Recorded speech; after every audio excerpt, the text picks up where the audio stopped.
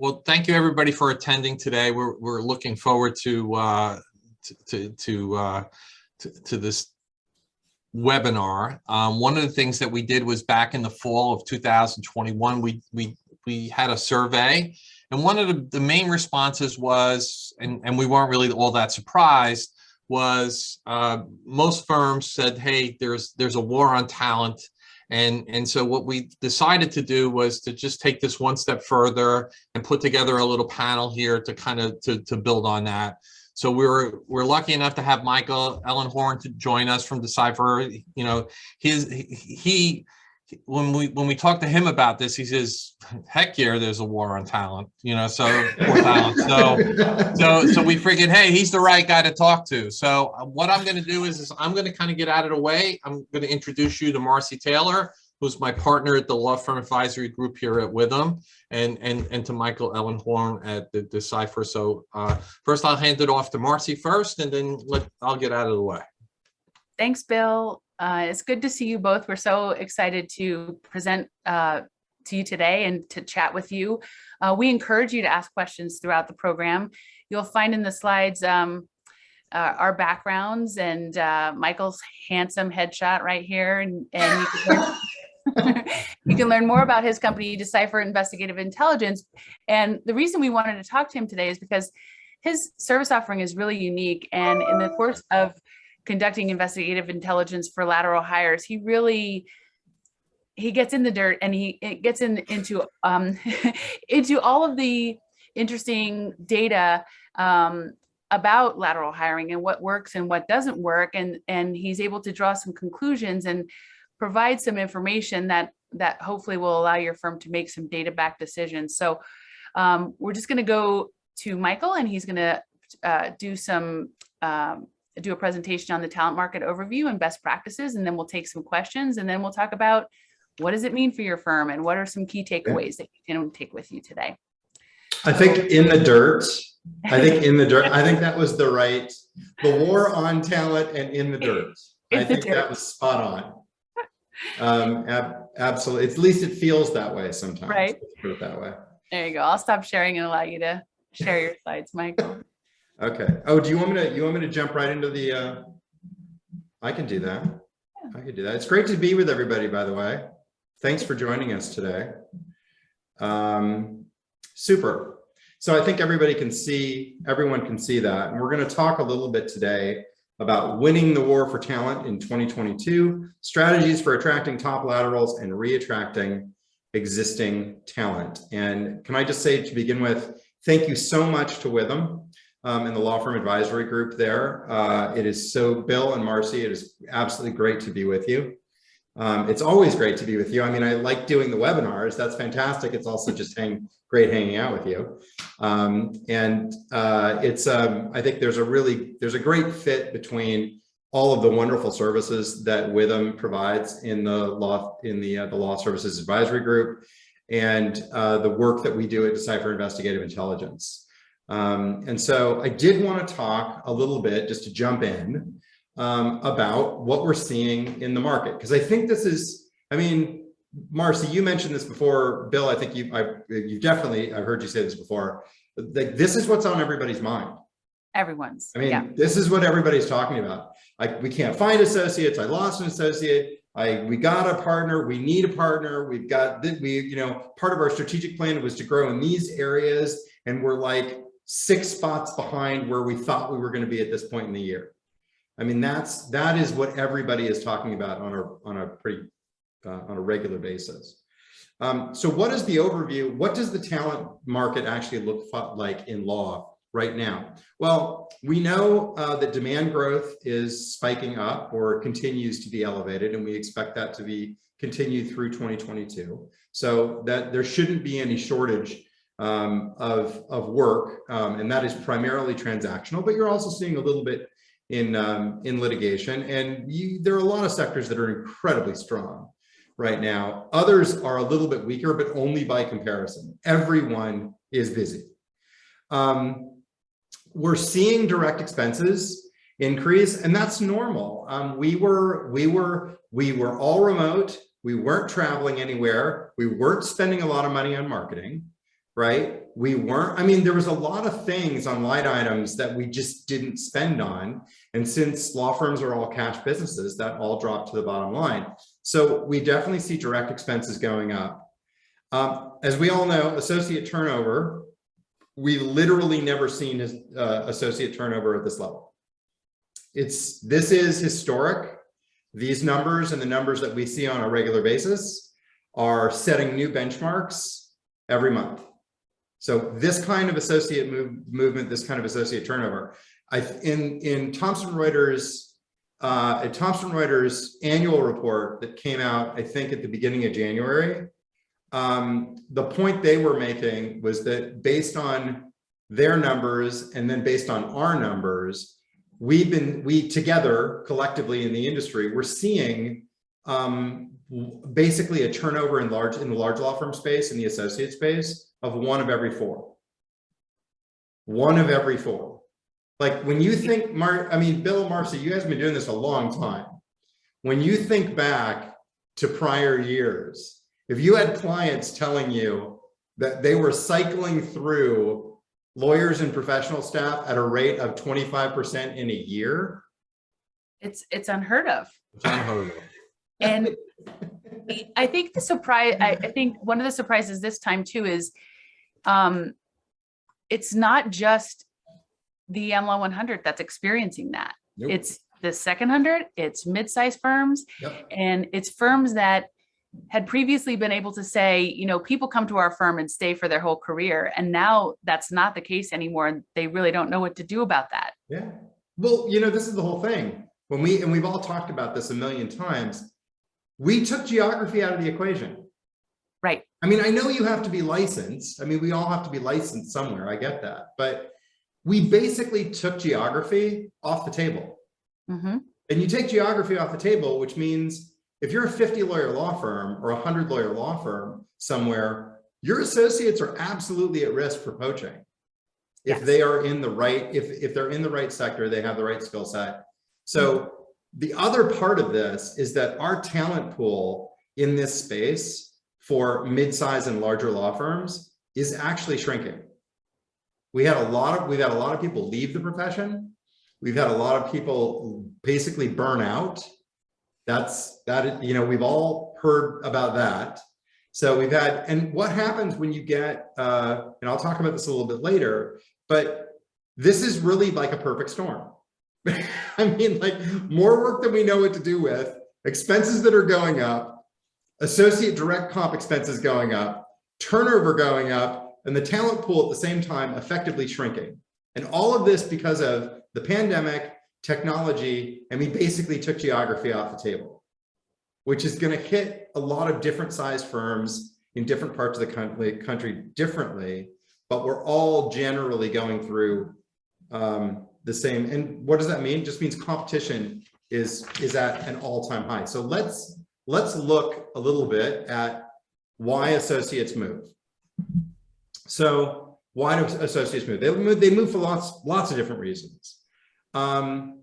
Everybody thinks this is about chasing comp. Chase comp, chase comp, chase comp, up. The Cravath scale. I looked at something this morning that said that like a third year at Cravath this year, I think is going to make $400,000. Mm-hmm. All right. So as we have seen, because we see the rate at which direct expenses increase, we know you cannot buy your way out of this. Like it effectively direct talent related expenses are going up so fast, and the number of lawyers that are available within that pool is shrinking.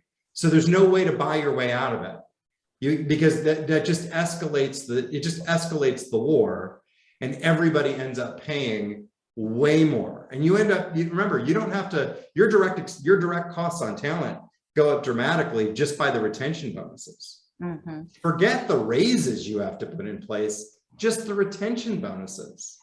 And remember, travel's coming back, marketing expenses are coming back, business development expenses are coming back. So there's not, spending your way out of this doesn't make, honestly, a lot of sense. So what do we also know? Yeah, sure. About a quarter of the people that are generally surveyed say that they would leave for higher comp. But 60%, and in some surveys more, consistently say what they really want is a better culture. That's what they really want. They want a better culture. They want a less toxic work environment. They want professional development. They want to know what their career path is. They want to be in a firm that has a purpose, right? And it's, you know, that is the bigger number. Don't get me wrong, people will take the money. No one's going to turn the money down. But if given a choice, what they really want is they just really want, they want a culture that because they would like to stay in one place for the long term. It's not like people are itching to constantly move firms every 2 to 3 years.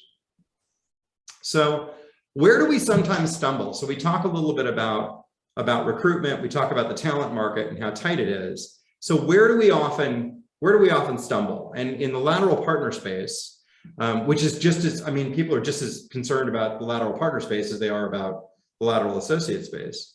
About half of laterals will leave their new firm in about 5 years. Within a 5-year period, believe it or not, some of them don't even make it like 2 years. So within 5 years, about half of those folks that are being recruited will move on. And that is generally considered a fail because it's very difficult to make money on lawyers that can't bed in properly. They can't integrate properly to the new firm. Little over 60% of laterals fail to bring their promised book of business, which we've all experienced. We all know it is very, very difficult to do front-end investment on a lateral partner that ends up not opening files.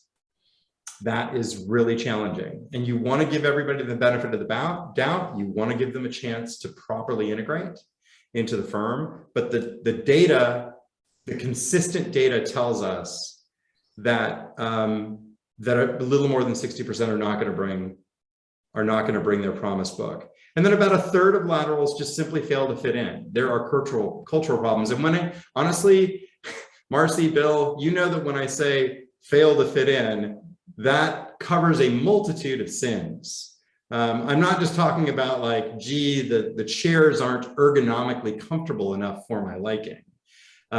Cultural fit is a euphemism for sometimes you have bad actors. Mm-hmm. Sometimes there's a reason why people don't fit in because they do things that, let's say, don't make them good for citizens, so to speak. So, and we've all seen that. So what are we seeing because you talked about Marcy mentioned in the dirt. So here we are in the dirt. So there's been almost a 60% increase in red flag rates over the last year and a half, roughly speaking. So that red flag rate was about 1 in 5 before the pandemic. And then since the pandemic, it's been about 1 in 3. Michael, could you let us know a little bit more about what you mean by red flag? Red flags really run the gamut. Red flags are anything from just poor feedback, negative commentary, not telling the whole truth on your LPQ, mm-hmm. not admitting to the 3 DUIs you got, 3 months ago or whatever. So in other words, when you're doing the investigative intelligence on behalf of a law firm, if something out of the ordinary comes up, then you give it a red flag. That's we flag it because it's something that the hiring firm needs to be aware of. And it could be a lot of it's non-disclosure. Some of it honestly is deception. It's just flat out lying. Some of it is lies by omission. Some of it is exaggeration. It runs the gamut. We've seen, and I'm not going to get into it, but the stuff we've seen, it wanders to the strange side, but it really is sort of all over the map. But it's the world we live in, and it's always good to really have an understanding of who it is you're bringing into the family. One really good example of this is Since March 1st of 2020, right, which is loosely what we call the pandemic, we've actually seen a 95% increase in candidates' claimed books of business. And it's not because everybody's book doubled overnight. It's because, why is it? Well, I'm glad you asked. Why is that? I'm glad you asked. I mean, effectively, the talent market is fraying at the edges. And this happens in any market. It's not just talent markets or, you know, any market does this, is as things stretch and they get more and more stretched, quality decreases. And it makes things difficult, because the more and more you need and the smaller the talent pool is, the more you'll kind of be willing to tolerate in order to get the people in the door that you need to actually bill the hours. And that's what's happening right now. And that's why it's so important to have that level of transparency. And of course, that means, and it should trigger, the response that it should trigger is, hey, first and foremost, I've got to make sure that I'm retaining my existing talent. First, and that's a culture thing. Mm-hmm. I mean, that is a big culture piece. I've got to look hard at myself, at our firm, and say, what it is can we do to make sure that we're retaining all of the great people that we've brought in here? Because we're a solid team, and, you know, we want to keep it together. And then, of course, the other part is, a big part of retention is making sure that you're not bringing in people that upset the apple cart. Because toxic work environments don't come because of office space, right? Toxic work environments or challenging work environments come because of other human beings. And so a big part of retention is making sure that the people that you're bringing in, the new people that you're bringing in, are going to fit. Making sure that they're going to produce, they're going to be everything you thought they were going to be, right? But also that they're just going to fit in, because, I mean, there's just nothing worse than bringing in a lateral partner that ends up chasing off a senior associate that has been a huge part of the firm for years. Safe pair of hands, partnership material, all of those things. And then someone else comes in from the outside and kind of chases them out the door. And that's just brutal. Everybody on this call has lived through this, and it's not fun. It's not fun.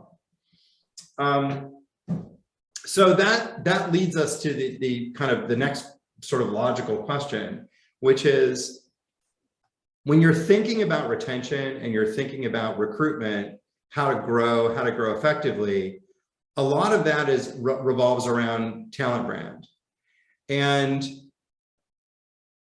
when you think about your brand as a firm, your talent brand as a firm, which is different than your client brand, so to speak.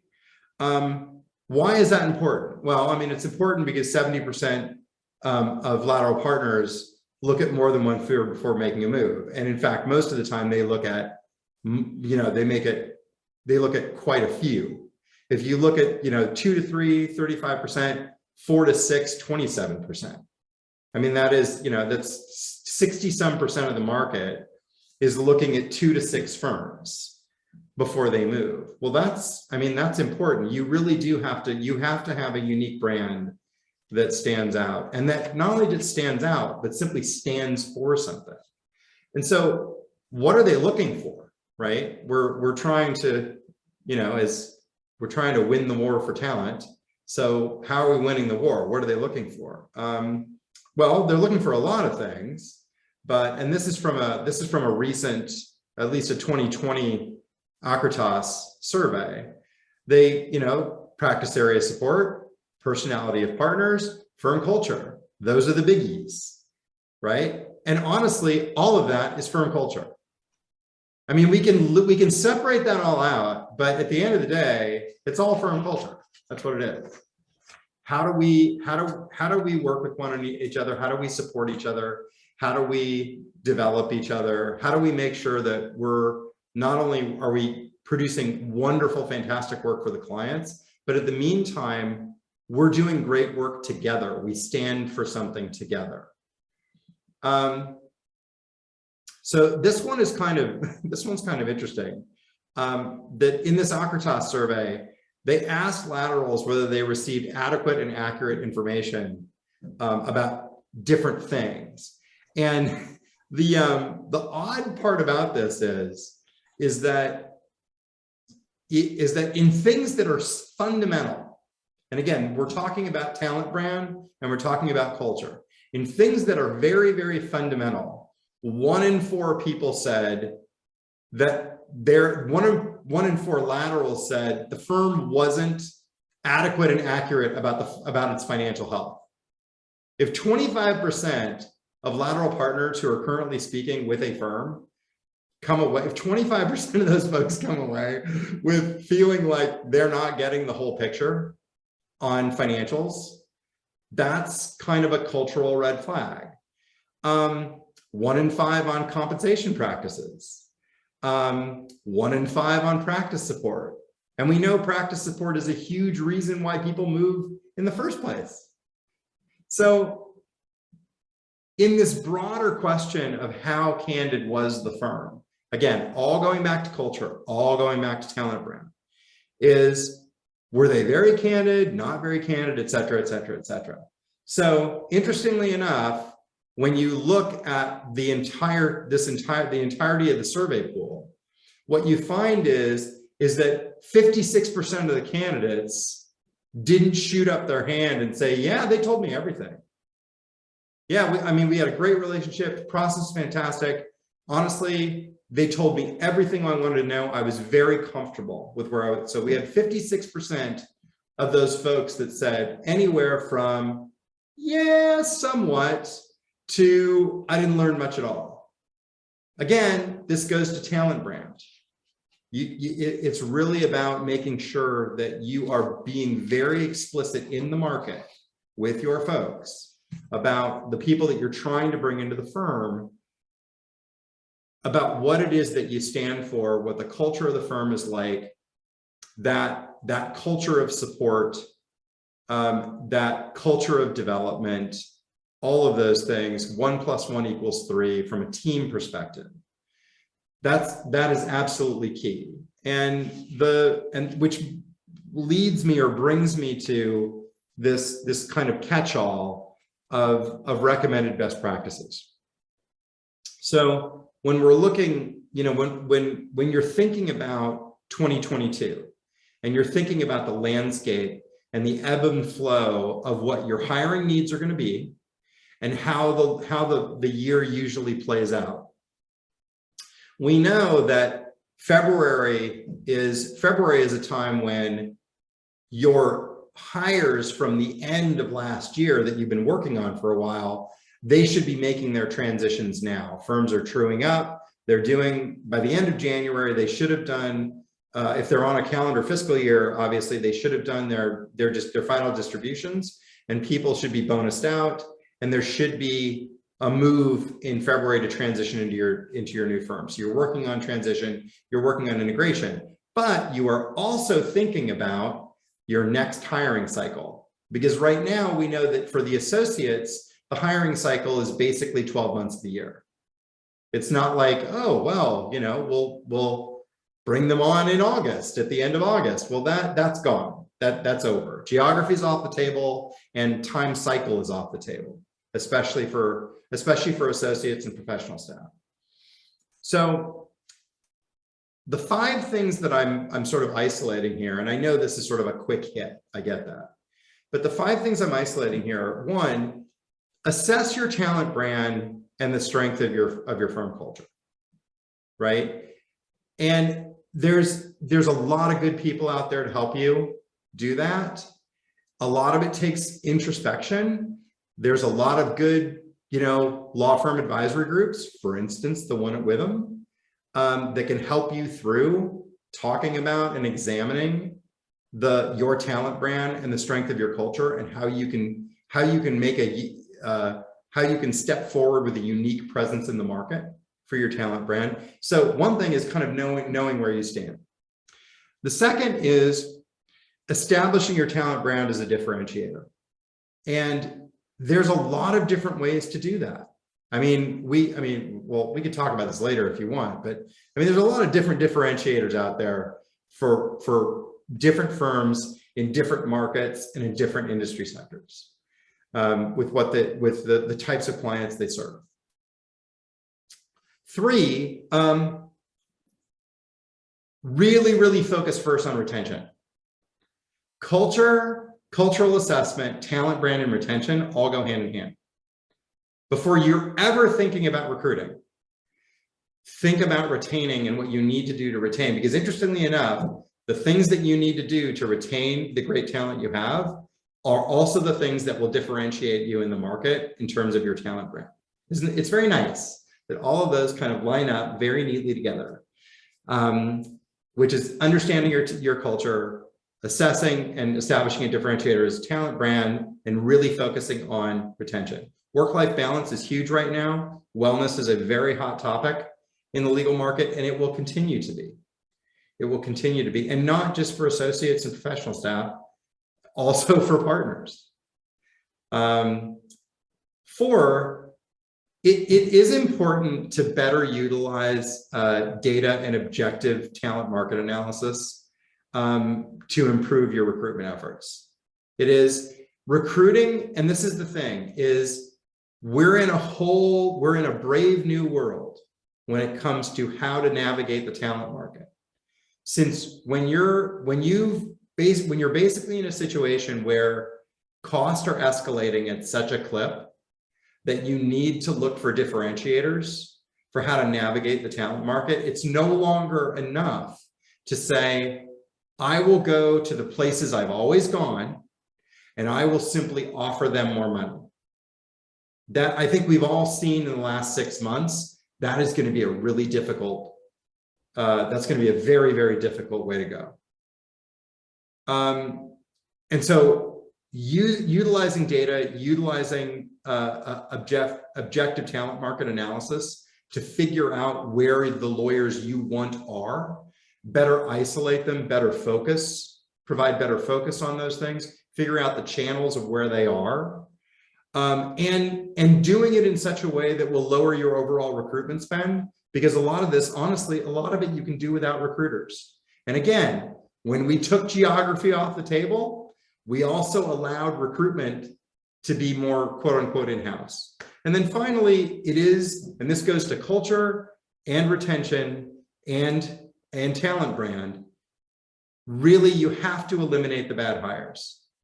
And the best way to eliminate the bad hires is by improving your pre-hire due diligence. And that fits right in with culture, talent brand, and retention.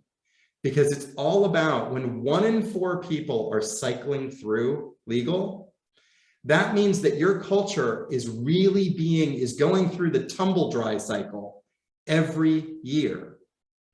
And so your identity, your firm identity and your firm culture, when you're bringing all of these new people in, you have to be really careful that they're the right people, because you're working on your retention, your talent brand, and your culture all at the same time. So I'm not suggesting that I have provided you with any great answers, but as we all know as lawyers, sometimes issue spotting is a good place to start. So hopefully we've done a little bit of issue spotting. And we've got, we basically sort of have a good place to start for that discussion. And with that, I rest my case. Michael, what would you say to those people that are on the webinar or attending the webinar that they've gone down the lateral path before? You know, they really haven't had a lot of success. You know, I mean, what would you say to them? It was like, you know, when they kind of have that look in the mirror, like, what did I really do right, or what did I really like? What are some of the things that they really want to, you know, really ask themselves? Well, I mean, one is the one thing that I think everybody should be asking themselves is really taking a hard look at what they've done in the past, right? really taking a hard look at where they have been successful and where they have been, because I'll tell you, it's hard to do. Looking in the mirror is no fun. You know, I used to have a lot more hair. I mean, I think I actually had more hair in that profile picture. I think I had more hair in the profile picture. So I'm just saying, looking in the mirror is very difficult to do, but you really need to do that in order to figure out, you have to know where you came from in order to know where you're going. That's first and foremost. Because honestly, a lot of times it's people's, depending on your size, the size of your firm, a lot of your lateral activity is sometimes going to either come from, these are the recruiters that we normally use. So we tell the recruiters what we want, and this is what they bring us. And as we have had this conversation before, legal recruiters will get you anything you want as long as it's strawberry jam, right? Legal recruiters, I mean, look, we're not taking anything away from them. They want to close deals because that's how they make money. And so they have, quote unquote, their lawyers, the lawyers they represent are their quote unquote inventory. And so they're going to sell you what they have. Well, if you go into the deli and all they have is strawberry jam, whatever you want, they're going to sell you strawberry jam.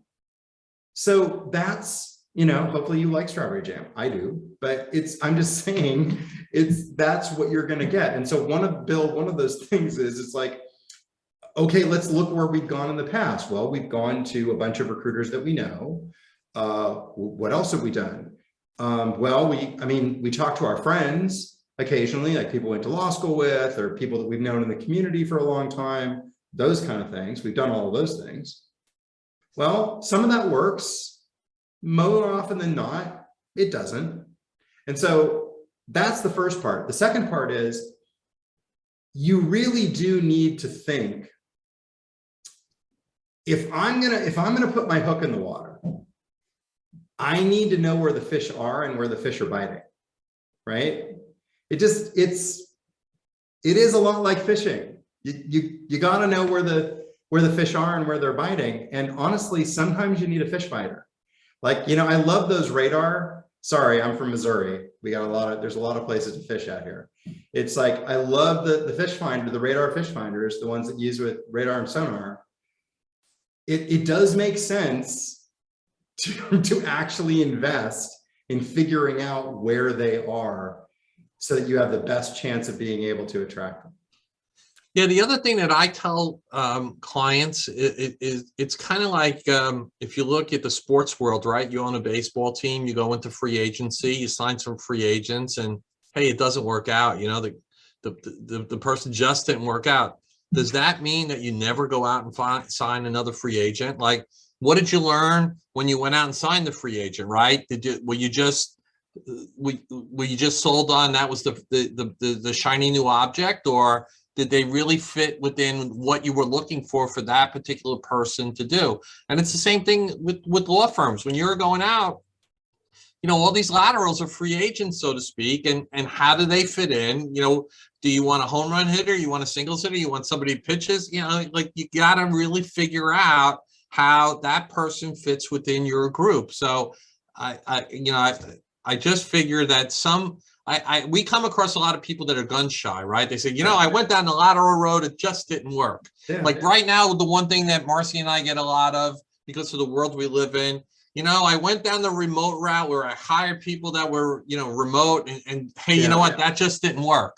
Well, you know what, you got to try to figure out like what was the mistake that was made, and where do you go from there? Right. And there's a reason why there's a Seattle Mariners pitching staff, right? And why there's a St. Louis Cardinals pitching staff, right? It doesn't mean you should never go out and get a pitcher again. Right. You shouldn't go to the free agent market. It's just that maybe you have to think about maybe taking a different approach with your scouting and with your evaluation tools. Right. And that's the same thing with law, and they're available to you. They are available. These tools are available to you. And you're a pretty good scout, right, Michael? Right? We try. We try. Those are that's our stock and trade. That's one of the fascinating things I find about what you do, Michael, because when we work with firms and they say we want to enter A, B, and C market, what can you tell us about the wisdom of that? And you actually have the data to back that up, which makes it so much more thoughtful in terms of decision making. I wanted to do two things. I wanted to, number one, open it up to the audience to see if they have any questions. Sure. I'd love to, if you have any questions, please add them to the chat or raise your hand and we'll unmute you so that you can ask. While we're waiting for questions, I wanted to ask you on a different subject. We're hearing that firms are having to extend a lot more offers just to get the number of people that they want. So for example, one of the firms we were talking to last week said that they were hoping to get 70 lawyers. So they had to extend offers to over 200 people to get 70 lawyers. And I'm sure that happens on different scales depending on how big your firm is. But in the past, firms were pretty used to, making offers to 10 people and getting 8 or 9 people to accept. Have you seen that change in your world? Has that been consistent among your clients as well? Oh, absolutely. I mean, there's no question. It is the amount, the number of lines you need to put in the water to get the same results is incredible. And the reason why is because there's just so much more competition. Like I said before, I mean, just going back to that original slide, the demand is rising dramatically, costs are rising dramatically, but technically the pool is shrinking. Because it's not, the pool of lawyers in the US is not every licensed lawyer in the US, right? Some of them are government lawyers, some of them are GCs, some of them are part-time, some of them have law licenses, but actually don't practice law at all. So the number of lawyers that are available for law firms, mid-sized to larger law firms that need scale to actually expand their offering, the numbers in a relative space, that talent market in a relative terms is actually getting smaller, is shrinking. And so, yes, there's no question that happened, which means you just got to get you have to get a lot sharper, right? You have to sharpen your tools a little bit on where you're going to try and drive the sourcing of candidates. There's no question. We've also had conversations in the past about whether people are more successful going upstream or downstream. That you had found in the past that lawyers moving from smaller firms to medium-sized firms or mid-sized firms to larger firms tend to have a better experience based on your data than the opposite. Right. Mid-sized firms think that they're going to have a big coup because they get partner X from an AMLA 100 firm, and it doesn't always work out that way.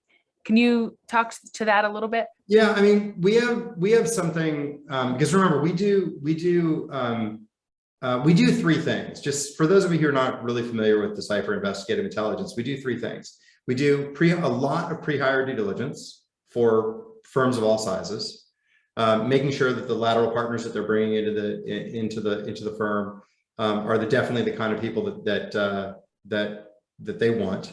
Making sure that they have the business that they say they have. All of those things. Just making sure that they're the right people.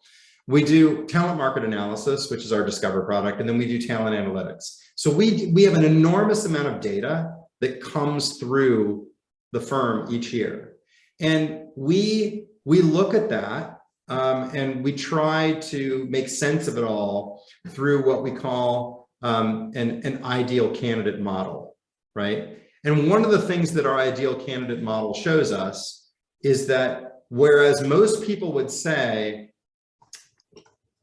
we think that we get a better bang for the buck out of partners that are coming from a larger firm or a more profitable firm, and they're moving down to either a slightly smaller firm or a slightly less profitable firm. They tend to have higher billing rates, et cetera, that we're going to do better with those folks.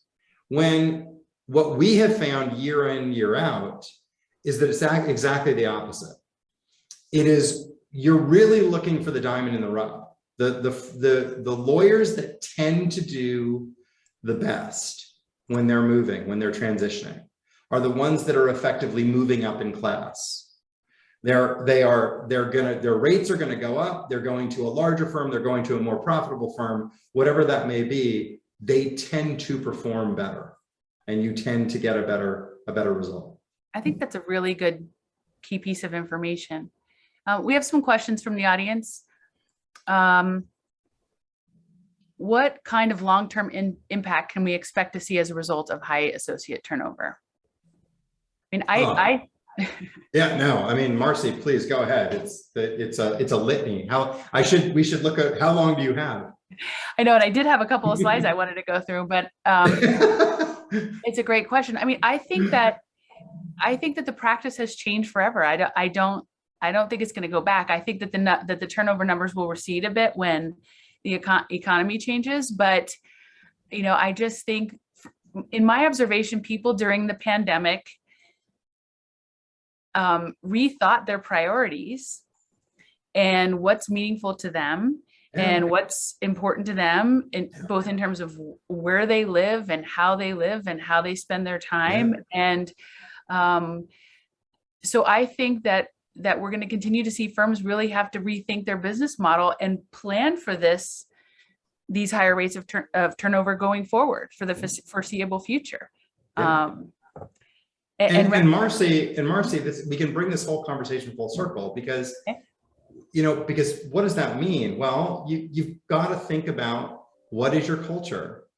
How does your culture? And I know you and Bill and your entire group, you do a ton of work with firms on culture, on cultural assessment, on all of those things, because it all stems from that. Because then you can look really carefully at, what is the message we're putting out in the market? What is our talent brand?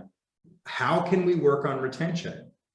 Because we know that more and more people are going to be coming and more people are going to be leaving. Again, we've taken geography off the table, which means everything is fair game.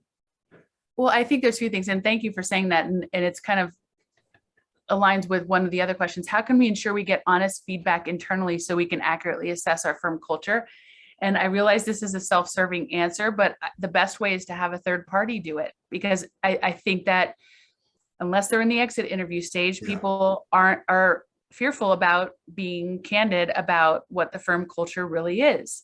I talk about one of my favorite recent books is The Culture Code by Dan Coyle. And it's interesting to me because, firms say that their culture is we're collegial, or where you have a lot of camaraderie, and it's not really what it's about.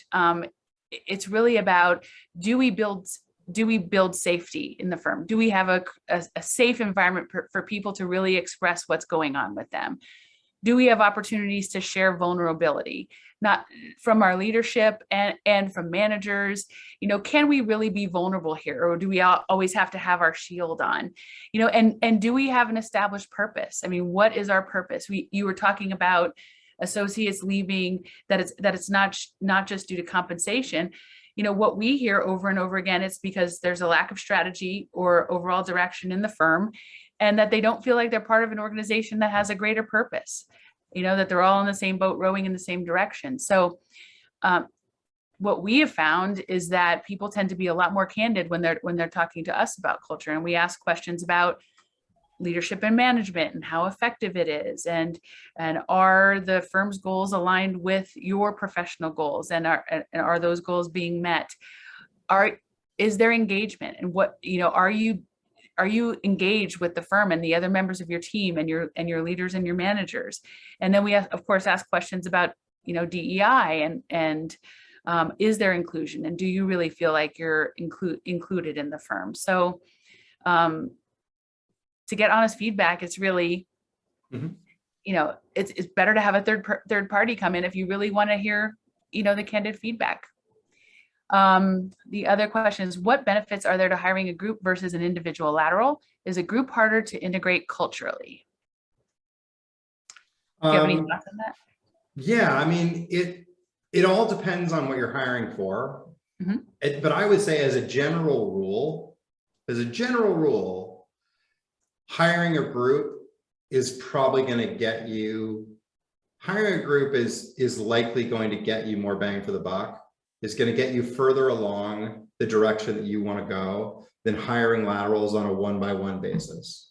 And so because I mean, what do you get? You have a better chance of transitioning the clients. You have a better chance of growing the client relationships after they transition.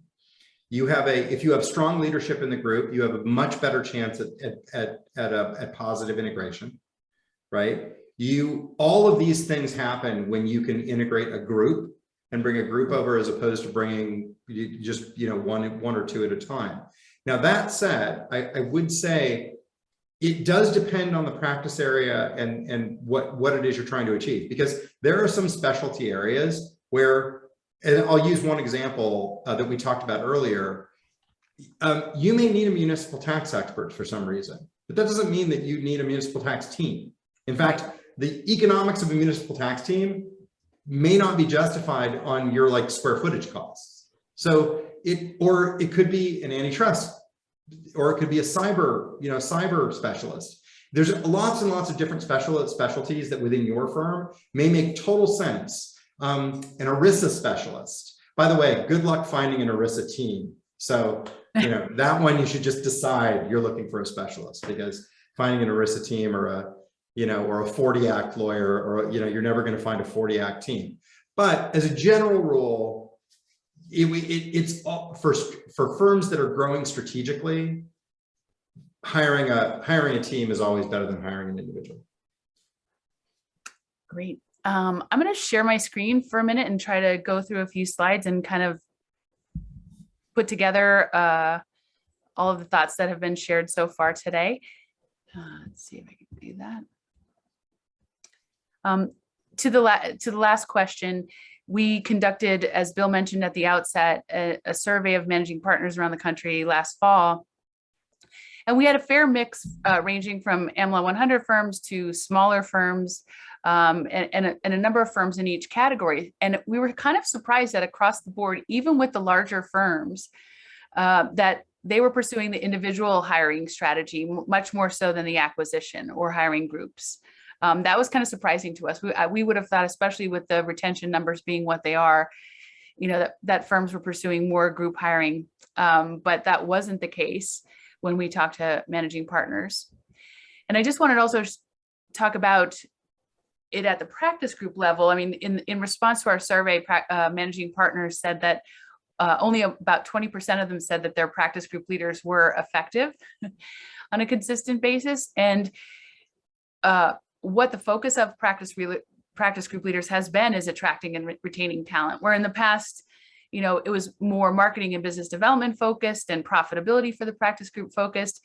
It's really turned to talent at that level too. So for people in that job, which is a thankless job to begin with, for which you're not generously compensated generally, now they're also worrying about retention. So I just wanted to point that out, that's another area where I feel like firms are feeling the heat of this. But just to go back to all the things that you're saying, in terms of what can we focus on, I think number one is to be more systematic in terms of your growth strategy, planning for having to make many more offers than you think you will in order to get the number of people that you need to fill the gaps. Using data, such as the data that you can generate in your firm when you're considering new markets for expansion. So really focusing on growth strategy and being more systematic about that. I think you hit the nail on the head with the talent brand strategy. I feel like having gone through a number of brand strategy processes at different firms and within a firm, 90%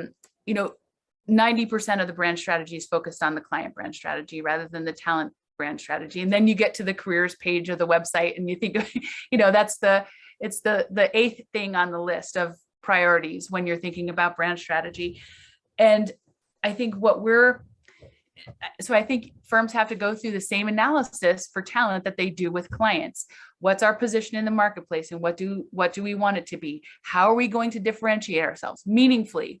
And I had on the next slide, what we're finding when firms are calling us in to see why they're losing people, often it's because the brand promise is not consistent with what people experience once they go into the firm. So they're recruited and they're told all these wonderful things about the firm and how great the culture is. And then they get there and they feel like they're sold a bill of goods. So perhaps that's why the numbers are so are not very positive with regard to the success of lateral hires. So I think for now, really focusing on the brand strategy and being clear about the message and making sure everyone in the firm is singing the same song with regard to the talent brand strategy, and that what they're saying to potential candidates is accurate based on the reality of the culture of the firm is hugely important. Marcy, isn't it so interesting that everything we've been talking about right now, in some way, shape, or form, comes back to transparency? It is so important that the firm meaningfully is transparent with its internal and external stakeholders.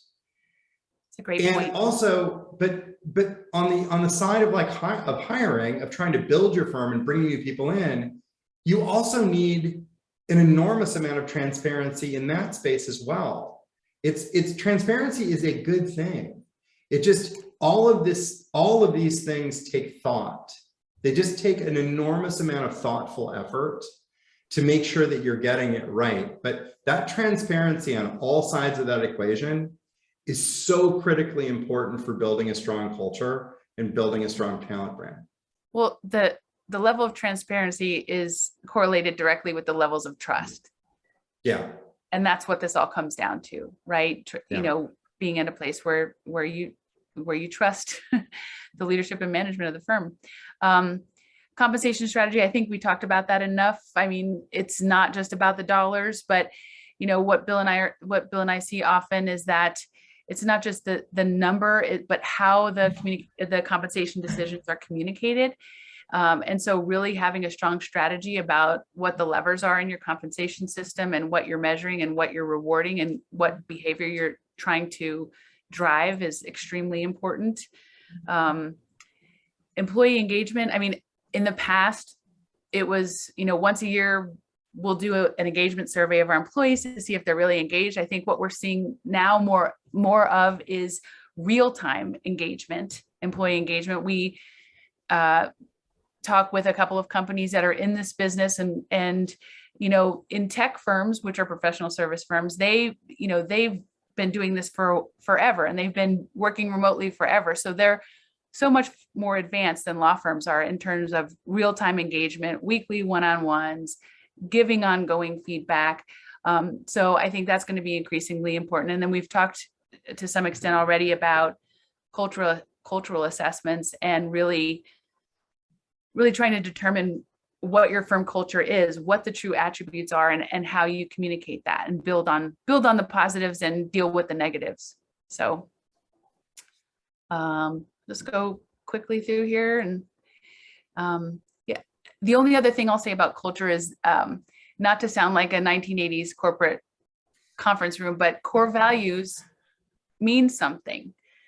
Not just those pretty pictures on the wall with the sayings on them, but I really think firms are coming back to that and really revisiting what their core values are. And the more that they do that, that informs both the talent brand strategy and whatever they're trying to do to improve their culture. So, and Marcy, I would also point out just from that slide is the one that's a couple up from that, establishing a purpose.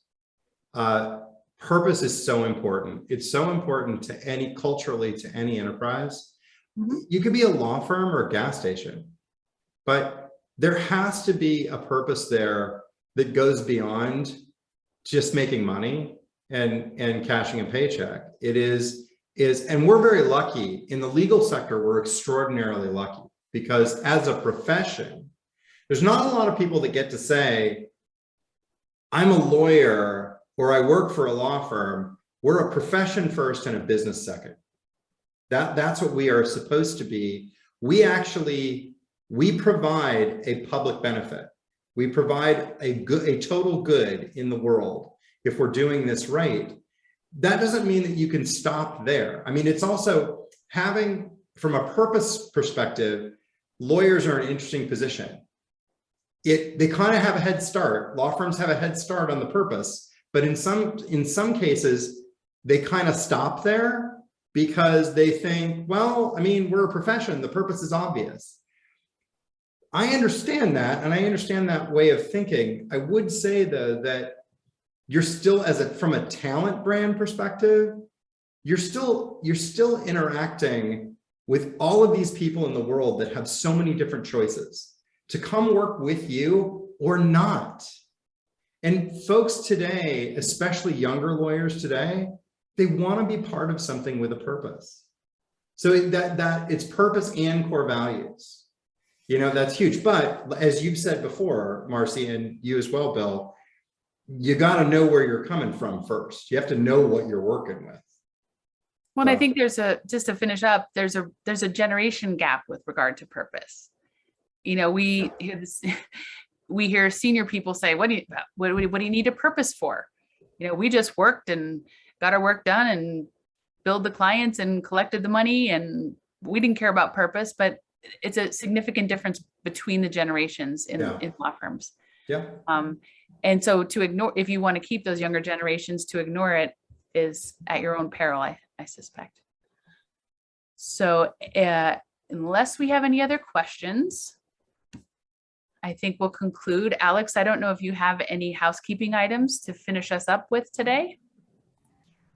Yeah, just, wanted to set another reminder that we will be sending the presentation and the webinar recording in the days following the webinar. And thank everyone again for joining us today.